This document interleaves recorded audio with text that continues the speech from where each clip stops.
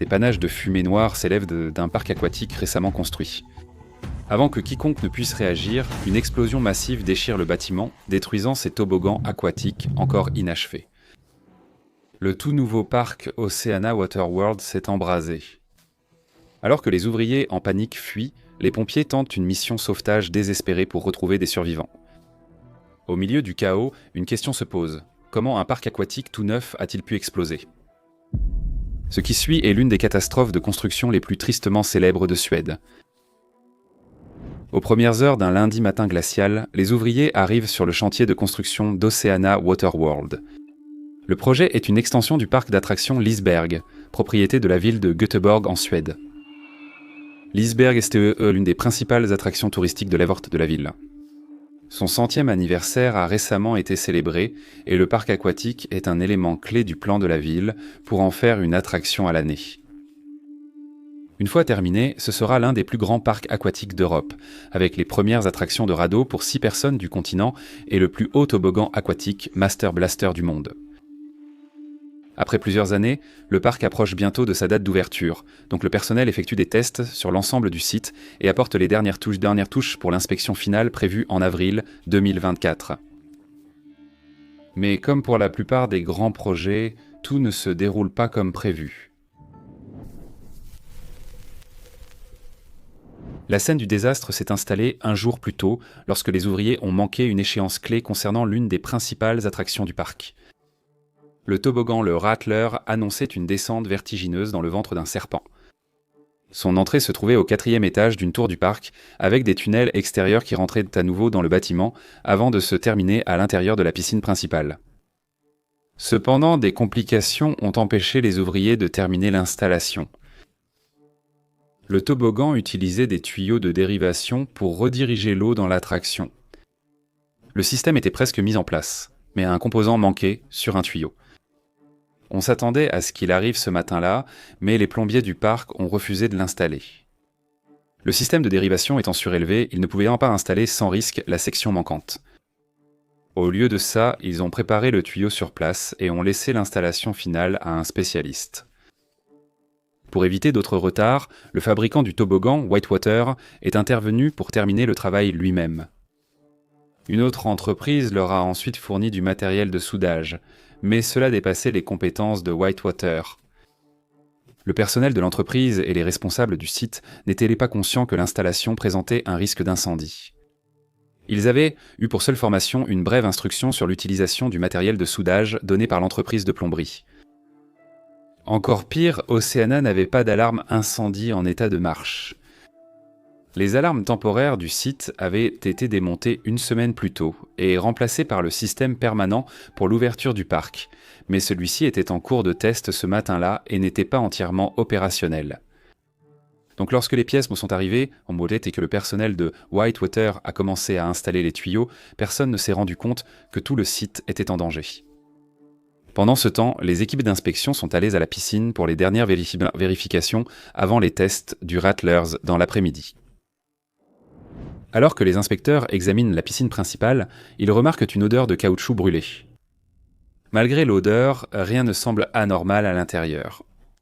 Les alarmes incendie n'étant pas en fonctionnement, ils continuent leurs contrôles habituels. Peu après, les techniciens commencent à tester manuellement les alarmes incendie, effectuant plusieurs exercices alors que les ouvriers ne font pas attention à l'odeur de brûlé. Au moment où le test d'alarme se termine, les monteurs travaillant sur les tuyaux sous le Rattler entendent un bruit étrange et soudain. Au début, ils pensent qu'il ne s'agit que d'eau libérée dans le système. À ce moment-là, le personnel de la tour du toboggan aquatique remarque la fumée provenant du Rattler et commence à évacuer la zone. Au même moment, un employé appelle le responsable du site, Patrick Gilholm. Il inspecte le 5e étage de la tour et leur appel téléphonique est interrompu peu de temps après qu'ils aient informé Patrick de la situation. La fumée est captée par une caméra de surveillance peu après et environ 2 minutes plus tard, un incendie éclate à 2 endroits sur le Rattler, au-dessus de la zone où les soudeurs travaillaient. En cas d'incendie beaucoup plus important, les détecteurs d'incendie des étages supérieurs de la tour détectent les flammes. Comme le système est en mode test, il ne déclenche pas l'alarme et 1 minute plus tard, d'épais nuages noirs pénètrent dans le bâtiment.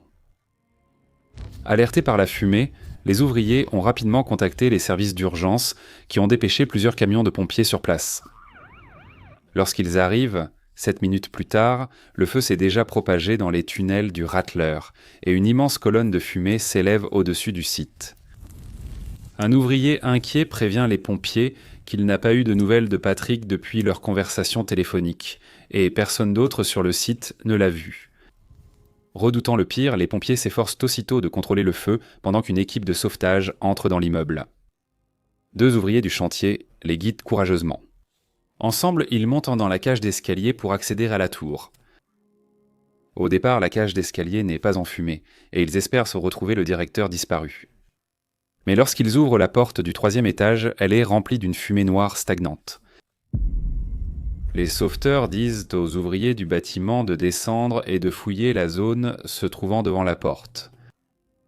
Comme Patrick est introuvable, les pompiers retournent dans la cage d'escalier pour décider de ce qu'ils vont faire. Ils n'ont pas évalué le risque pour ce bâtiment et n'ont aucune idée des conditions à l'intérieur, donc leurs options de recherche sont limitées. Mais alors qu'ils réfléchissent à la suite, la fumée envahit la cage d'escalier et ils sont forcés d'évacuer le bâtiment. Dehors, les pompiers luttent pour maîtriser l'incendie, mais le feu est devenu un brasier incontrôlable. Les flammes ont déjà consumé la plupart des tunnels latéraux qui dépassent du bâtiment et s'approchent maintenant de la structure principale elle-même. Avant que les flammes n'atteignent la structure, un ingénieur propose d'activer les pompes pour faire circuler l'eau dans les toboggans. Les équipes de pompiers acceptent et mettent le système en marche, mais l'eau ne fait pratiquement aucune différence.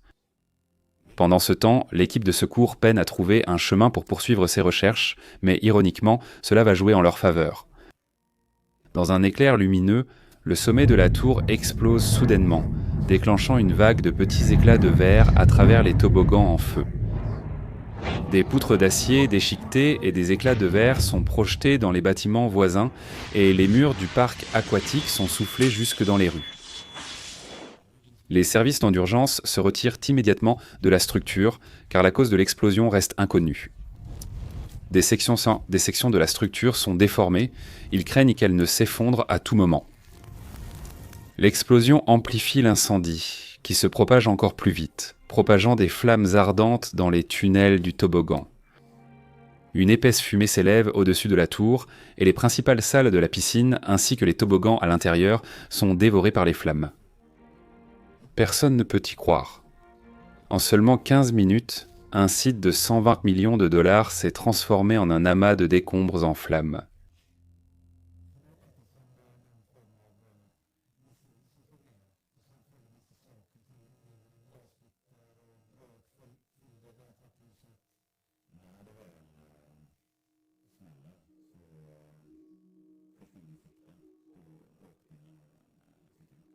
Cependant, la grosse préoccupation est que l'incendie pourrait se propager aux bâtiments voisins.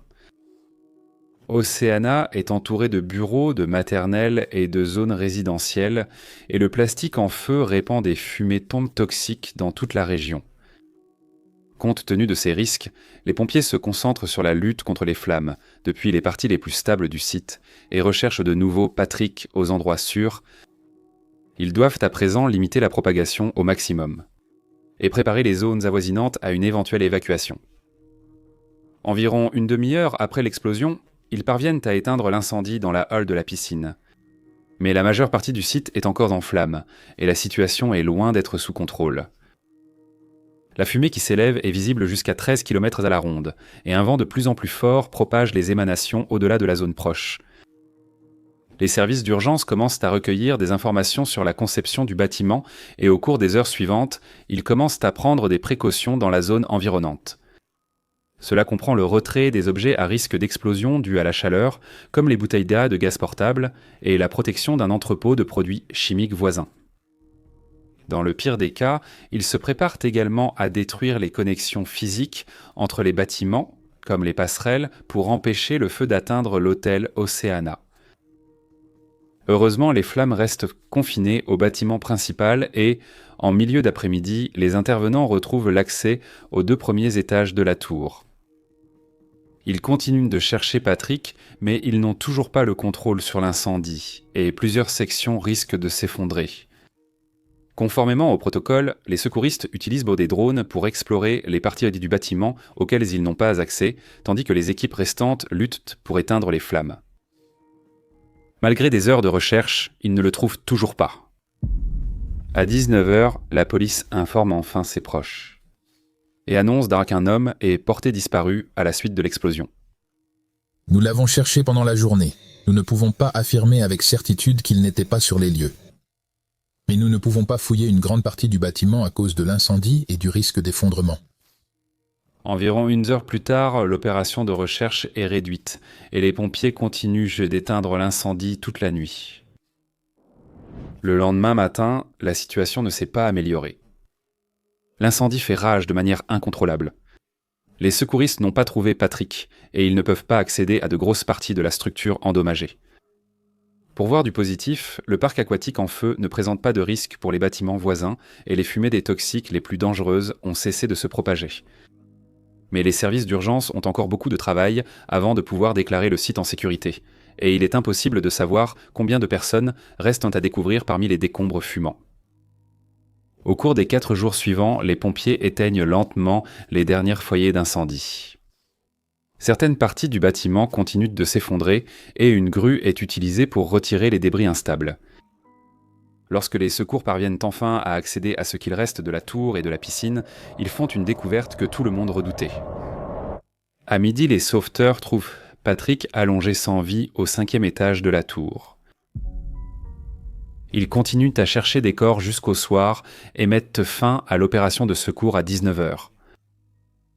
Oceana était censé marquer un nouveau siècle de succès. Au lieu de ça, la ville se demande comment tout a pu mal tourner aussi vite. Une fois le site sécurisé, les enquêteurs de l'autorité suédoise d'enquête sur les accidents ont commencé à recueillir des preuves. Ils ont rapidement appris que l'incendie avait débuté dans la zone de la tour d'eau, mais presque tout ce qui aurait pu révéler la source avait été réduit en cendres. Les autorités ont donc examiné de près les travaux effectués dans les heures précédant l'incendie. La seule tâche qui a généré de la chaleur était l'installation de tuyauterie par le personnel de Whitewater. Plus précisément, un grand tuyau à l'extérieur de la tour a été soudé à ses 2 extrémités, ce qui a coïncidé avec le moment où le personnel sur la tour a remarqué de la fumée. Après un examen plus approfondi, les autorités ont découvert que les tuyaux étaient en plastique PE et assemblés par électrofusion. Cela fonctionne en insérant les extrémités des tuyaux en plastique dans une douille munie d'une bobine électrique. La bobine est ensuite chauffée et fait fondre le plastique pour créer un seul tube. Étant donné que le PE est hautement inflammable, le processus nécessite des soudeurs spécialisés et des mesures précises pour être réalisées en toute sécurité. Si les tuyaux ne sont pas suffisamment enfoncés dans la douille, les fils métalliques chauffés sont exposés. Lorsque cela se produit, ils surchauffent rapidement et peuvent s'enflammer. Ils ont immédiatement soupçonné qu'une soudure défectueuse était à l'origine de l'incendie. Alors ils ont effectué des tests sur des tuyaux de la même taille que le Rattler. Dans chaque test, si l'écart était trop grand, le PE commençait à se consumer. Des incendies se déclenchaient à l'intérieur du raccord après environ 18 minutes, ce qui était impossible à voir jusqu'à ce que les flammes prennent de l'ampleur. Les techniciens de Whitewater confirment qu'il leur a fallu 17 minutes pour raccorder la première extrémité du tuyau de dérivation. Cela signifiait que le plastique avait environ 13 minutes pour brûler avant que les ouvriers ne remarquent une odeur de brûlé dans la salle de la piscine à 9h30, ce qui correspond de près au temps qu'il a fallu pour que les flammes s'intensifient lors des essais. Après avoir examiné les preuves, cela signifiait que les écarts entre les tuyaux étaient de 2 à 4 fois supérieurs à leur limite. Un signe évident qu'ils avaient la source de l'incendie. Bien que des programmes de formation soient disponibles, personne sur le site n'était qualifié pour effectuer l'électrofusion. Les 3 entreprises n'ont pas non plus réalisé une évaluation approfondie des risques et Whitewater n'a même pas pu fournir les plans des canalisations conçus pour que les enquêteurs puissent les examiner. À cause du manque de supervision et de planification, Oceana s'est retrouvée sans alarme incendie pendant 1 semaine, durant l'installation de canalisation par le personnel de Whitewater dans les attractions du parc. Le manque de formation des installateurs a causé l'embrasement des conduites de dérivation du Rattler, créant un appel d'air chaud qu'ils ont confondu avec un écoulement d'eau rapide.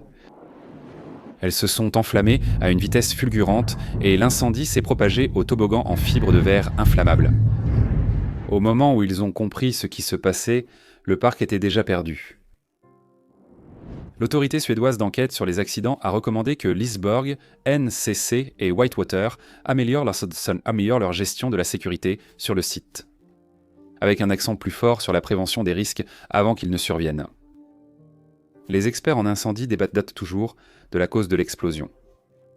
La principale théorie est que des gaz non brûlés sont montés au sommet de la tour et se sont enflammés à cause de la chaleur de l'incendie.